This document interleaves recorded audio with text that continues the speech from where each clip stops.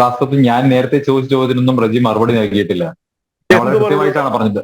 അല്ല, ഞാൻ റജിയോട് പറഞ്ഞ കാര്യം, റജിയുടെ വാദത്തെ ഞാൻ പൂർണ്ണമായി ഉൾക്കൊണ്ടുകൊണ്ടാണ് പറയുന്നത്. ഇത് അതെ. വളരെ ആക്ഷേപകരമായിട്ടുള്ള ഡിഫമേറ്ററി ആയിട്ടുള്ള ഒരു പ്രസ് മീറ്റ് ആണ് ഇന്ന് ഷോൺ നടത്തിയത് എന്ന റജിയുടെ വാദം ഞാൻ മുഖവിലക്കെടുത്തുകൊണ്ട് പറയുകയാണ്. അത്ര ഡിഫമേറ്ററി ആയിട്ടുള്ള, സംസ്ഥാനം ഭരിക്കുന്ന മുഖ്യമന്ത്രിക്കെതിരെ വളരെ ഗുരുതരമായിട്ടുള്ള അഴിമതി ആക്ഷേപങ്ങൾ ഉന്നയിക്കുക മാത്രമല്ല, വിദേശ ബാങ്കിൽ അക്കൗണ്ട് ഉണ്ടെന്നും ആ അക്കൗണ്ടിലേക്ക്, അദ്ദേഹത്തിന്റെ മകളുടെ പേരിലുള്ള അക്കൗണ്ടിലേക്ക് കോടിക്കണക്കിന് രൂപയുടെ കമ്മീഷൻ, അഴിമതി പണം എത്തി എന്നുള്ള ആക്ഷേപം ഉന്നയിച്ചിട്ടും ഈ നിമിഷം വരെ അതുമായി ബന്ധപ്പെട്ട് പ്രത്യേകിച്ച് കേരളത്തിലെ മാധ്യമങ്ങൾ മുഴുവൻ ആ പത്രസമ്മേളനം തത്സമയം സംപ്രേഷണം ചെയ്തതാണ്. കേരളത്തിലെ ഒരു പ്രമുഖ ദിനപത്രം ഇതേ ആരോപണം ഇന്ന് രാവിലെ പ്രിന്റ് ചെയ്തിട്ടുള്ള സാഹചര്യത്തിൽ സ്വാഭാവികമായിട്ടും മുഖ്യമന്ത്രിയുടെ ഓഫീസോ ഇക്കാര്യത്തിൽ ഒരു വ്യക്തത വരുത്തണമായിരുന്നു. ഞങ്ങൾക്ക് അങ്ങനെ ഒരു അക്കൗണ്ട് ഇല്ല, എന്റെ മകൾ അങ്ങനെ ഒരു അക്കൗണ്ട് ഓപ്പറേറ്റ് ചെയ്തിട്ടില്ല എന്ന് പറഞ്ഞാൽ ഇന്ന് ഈ ചർച്ചയ്ക്ക് പോലും പ്രസക്തി ഉണ്ടാകുമായിരുന്നില്ല.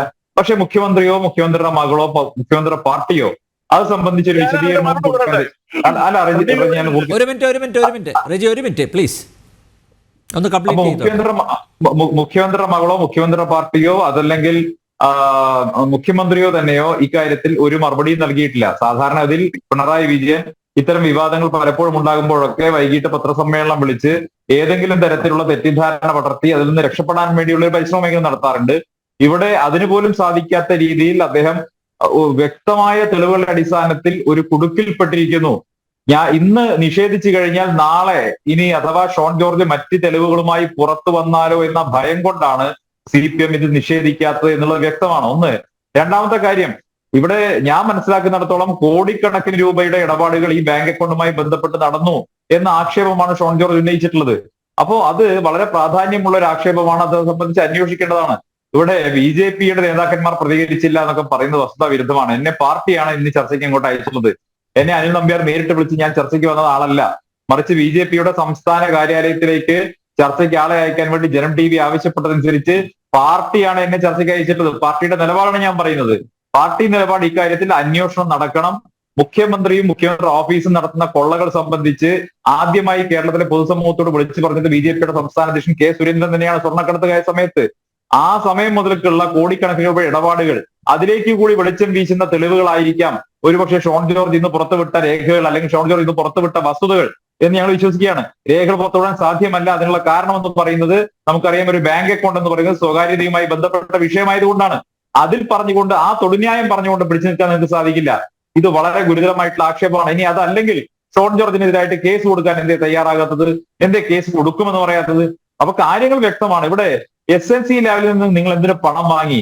ഒരു വളരെ സംസ്ഥാനത്ത് തന്നെ ഏറ്റവും പ്രധാനപ്പെട്ട ഒരു അഴിമതിയിൽ ഭാഗമായി നിന്നിട്ടുള്ള SNC ലാവിൻ സംസ്ഥാനത്തെ വാസ്തവത്തിൽ വഞ്ചിച്ചു എന്ന് ഇടതുപക്ഷക്കാർ പോലും പറയുന്ന ഒരു കമ്പനിയായ SNC ലാവിന് എന്തിനാണ് മുഖ്യമന്ത്രിയുടെ മകളുടെ അക്കൗണ്ടിലേക്ക് പണം വരുന്നത്? എന്ത് സേവനമാണ് മുഖ്യമന്ത്രിയുടെ മകൾ ചെയ്തു കൊടുത്തത്? ഇതൊക്കെ പ്രസക്തമായിട്ടുള്ള ചോദ്യമല്ലേ? ഇതിൽ എവിടെയെങ്കിലും ഒരു ഉത്തരവുണ്ടോ? ഉത്തരമില്ല എന്ന് മാത്രമല്ല, ഇതെല്ലാം വാസ്തവത്തിൽ ഒരു ഡിജിറ്റൽ ട്രാൻസാക്ഷൻ ആയതുകൊണ്ട് ഡിജിറ്റൽ എവിഡൻസ് നമ്മുടെ സമൂഹത്തിൽ ഇങ്ങനെ എല്ലാ കാലത്തും കിടക്കുമെന്നുള്ളത് കൊണ്ട് തന്നെ നിഷേധിക്കാൻ കഴിയാത്ത രീതിയിൽ മുഖ്യമന്ത്രിയും മുഖ്യമന്ത്രിയുടെ കുടുംബവും മുഖ്യമന്ത്രിയുടെ പാർട്ടിയും ഒരു ട്രാപ്പിൽ പെട്ടിരിക്കുകയാണ്. അതുകൊണ്ട് തന്നെ അതിൽ നിന്ന് പുറത്തു വരാൻ പ്രയാസമാണ്. ഇത് സംബന്ധിച്ച് ഷോൺ ജോർജ് വെറുതെ എന്തെങ്കിലും പത്രസമ്മേളനം നടത്തി പറഞ്ഞു പോവുകയല്ലോ ചെയ്തത്. അങ്ങനെയാണെങ്കിൽ നിങ്ങൾക്ക് ഈ ആക്ഷേപം ഉന്നയിക്കുന്നതിൽ നമുക്ക് കുറച്ചൊക്കെ വസ്തുതയുണ്ടെന്ന് പറയാം. ഷോൺ ജോർജ് ഒരു പ്രശസ്തിക്ക് വേണ്ടി ചുമ്മാ പത്രസമ്മേളനം നടത്തി ആക്ഷേപം ഉന്നയിച്ച് പോവുകയല്ല ചെയ്തത്, മറിച്ച് അദ്ദേഹം അന്വേഷണ ഏജൻസികൾക്ക് മുന്നിൽ പരാതി കൊടുക്കുകയും കോടതിയെ സമീപിക്കുകയും ചെയ്തു. അപ്പൊ കോടതിയെ സമീപിക്കുകയും അന്വേഷണ ഏജൻസികൾക്ക് പരാതി കൊടുക്കുകയും ചെയ്തതിന് ശേഷം മാത്രമാണ്, കൃത്യമായി അദ്ദേഹത്തിന് ബോധ്യം വന്നതിന് ശേഷമാണ് ഈ ആക്ഷേപം അദ്ദേഹം പൊതുസമൂഹത്തിന് മുന്നിൽ ഉന്നയിക്കുന്നത്. അപ്പോ അത്തരം കാര്യങ്ങൾ വെറുതെ ഷോൺ ജോർജ് പ്രശസ്തിക്ക് വേണ്ടി പറയുന്നതാണ് എന്നൊക്കെ പറയുന്നത് ഈ ചർച്ചയിൽ പിടിച്ചു നിൽക്കാൻ വേണ്ടി ഇത്തരം കാര്യങ്ങൾ പറയാമെന്നല്ലാതെ അതിൽ ന്യായമില്ല എന്ന് പ്രേക്ഷകർക്ക് മനസ്സിലാകും. നിങ്ങൾക്ക് ധൈര്യമുണ്ടെങ്കിൽ, നിങ്ങളുടെ കയ്യിൽ അഴിമതിയുടെ കറ പുരണ്ടിട്ടില്ലെങ്കിൽ എന്തേ ഇന്ന് CPMന്റെ സംസ്ഥാന സെക്രട്ടറിക്ക് MV ഗോവിന്ദന് പോലും ഒരു പത്രസമ്മേളനം നടത്തി നിഷേധിക്കാൻ കഴിയാതെ പോകുന്നു? ഇപ്പോൾ ഷോൺ ജോർജ് ഉന്നയിച്ചിട്ടുള്ള പ്രസക്തമായിട്ടുള്ള ഈ ആക്ഷേപങ്ങൾ കേരളത്തിലെ എല്ലാ മാധ്യമങ്ങളും റിപ്പോർട്ട് ചെയ്തിട്ടുള്ളതല്ലേ? അപ്പോ അത്തരം സാഹചര്യത്തിൽ സ്വാഭാവികമായിട്ടും ഏതൊരു രാഷ്ട്രീയ പാർട്ടിയും ഒരു പ്രതികരണം നടത്തുക അതൊരു സ്വാഭാവികമായിട്ടുള്ള രീതിയല്ലേ? എന്തേ നടത്താതെ പോകുന്നത്? എന്തേ ഇന്ന് മാധ്യമങ്ങളിൽ ഈ ചർച്ച നടക്കുന്ന ദിവസം CPM ഔദ്യോഗികമായിട്ടൊരു പ്രതിനിധിയെ വിടാത്തത്? ഇവിടെ റെജി തീർച്ചയായിട്ടും CPMന്റെ ഒരു ചാവേറിനെ പോലെ CPMന് വേണ്ടി, പിണറായി വിജയന് വേണ്ടി ഘോരഘോരം വാദിക്കുന്നയാളാണ്. അദ്ദേഹത്തെ ഞാൻ കാര്യത്തിൽ അദ്ദേഹത്തിന്റെ ആത്മാർത്ഥയെ ഞാൻ അഭിനന്ദിക്കുകയാണ്. പക്ഷേ അദ്ദേഹത്തിന് പോലും പിടിച്ചു നിൽക്കാൻ കഴിയാത്ത വിധം CPM അഴിമതിയിൽ മുങ്ങിയിരിക്കുന്നു, പിണറായി വിജയന്റെ കുടുംബം അഴിമതിയിൽ മുങ്ങിയിരിക്കുന്നു. അതുകൊണ്ട് റെജി ലൂക്കോസിന് പോലും ചർച്ചയിൽ ഇവിടെ വളരെ ഡിഫൻസിലേക്ക് പോകേണ്ടി വരുന്ന കാഴ്ചയാണ് നമ്മൾ കാണുന്നത്. കേരളത്തിലെ പൊതുസമൂഹം ഇക്കാര്യം തിരിച്ചറിയുന്നുണ്ട്. കേരളത്തിൽ കഴിഞ്ഞ കുറെ വർഷങ്ങളായി ഇത് മാത്രമല്ലല്ലോ, എല്ലാ അഴിമതി ആരോപണങ്ങളും അവസാനം പോയി ഒരു സെക്കൻഡ്, എല്ലാ അഴിമതി ആരോപണവും ഏറ്റവും അവസാനം പുറത്തു വന്നിട്ടുള്ള ബാർക്കോഴ പോലും ചെന്നുപോയി എത്തി നിൽക്കുന്നത് മുഖ്യമന്ത്രിയുടെ വീട്ടിലാണ് എന്നുള്ളതും പ്രസക്തല്ലേ? മുഖ്യമന്ത്രിയുടെ മരുമകന്റെ വകുപ്പിലല്ലേ ബാറുകളുടെ സമയം നീട്ടി നൽകാൻ വേണ്ടിയുള്ള ഗൂഢാലോചന നടന്നത്? അവിടേക്ക് വേണ്ടിയല്ലേ പണപ്പിരിവ് നടന്നത്? അതിനുവേണ്ടിയുള്ള പരിശ്രമം ഉണ്ടായത്? ഇപ്പൊ അത് മൂടി വെക്കാൻ വേണ്ടി നിങ്ങൾ ശ്രമിക്കുന്നു എന്നുള്ളതും പകൽ പോലെ വ്യക്തമാണ്.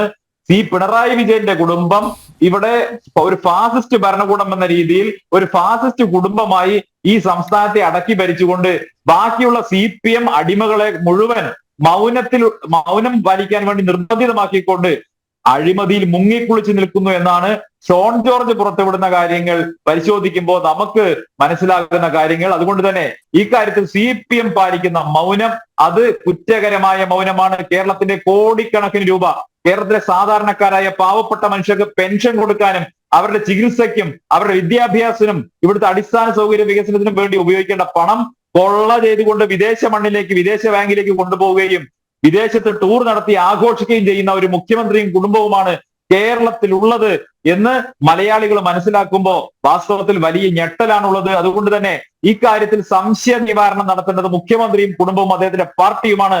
അതിന് തയ്യാറാകാത്തിടത്തോളം കാലം അദ്ദേഹത്തിന്റെ മേൽ ഉന്നയിക്കപ്പെട്ട ഈ ആരോപണം സത്യസന്ധമാണ് എന്ന് നമുക്ക് വിശ്വസിക്കേണ്ടി വരും.